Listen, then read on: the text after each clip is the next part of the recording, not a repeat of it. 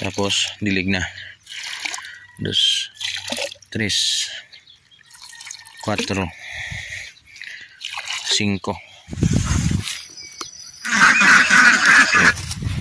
Dali lang.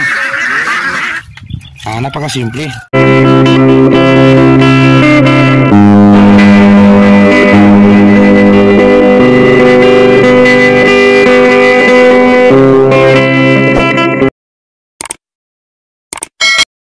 Sakto morning.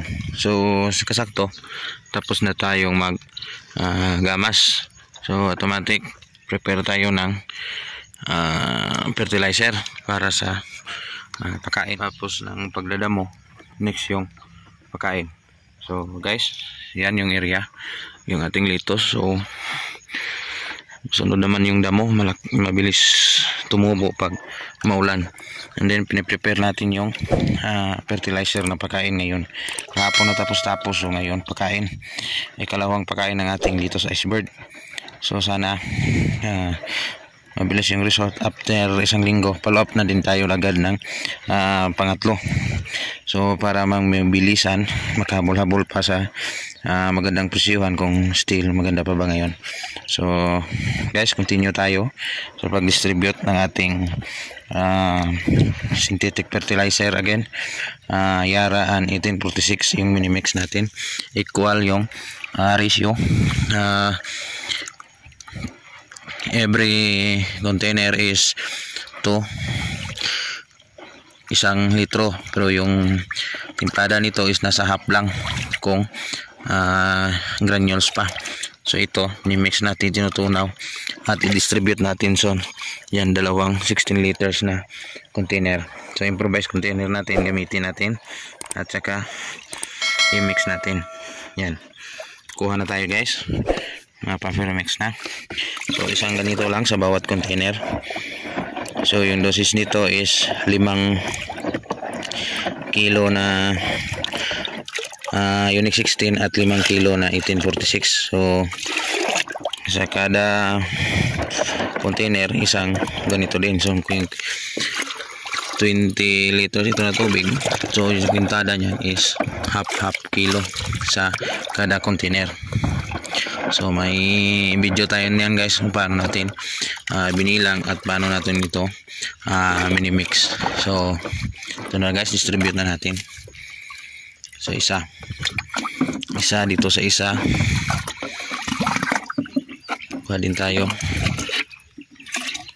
Yan, kada container ko may tabo ng 1 litro, improvised lagayan ng Megatonic ito.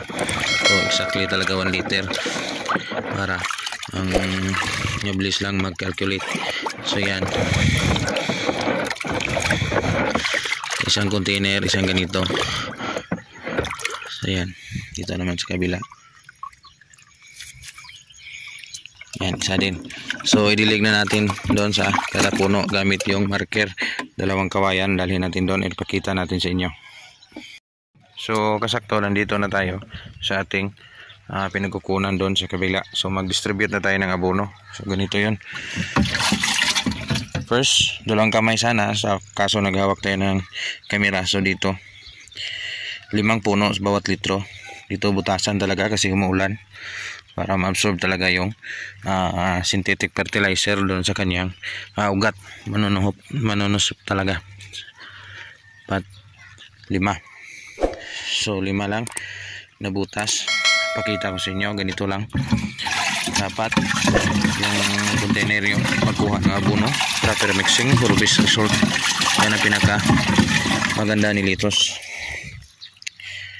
Tapos dilig na. 2, 3, 4, 5. So 5 ganito sa bawat puno. So goods na yan kasi nakasikan application na tayo. Kung mag-follow up tayo maybe next week, so babilog na yung ating birada. So yan, nakikita nyo kung paano tayo magdilig ng synthetic fertilizer sa kakadamo lang na litos. So yan lang muna, konting update dito sa ating area, Canlaon City, Negros Oriental. Still magpasalamat tayo sa ating tagapanood at balak gumaya at kakapasok, kaumpisa pa lang magtanim. Huwag susuko, tibayan lang yung loob at doon tayo makikita ng ating magandang resulta. Salamat, Insakto TV.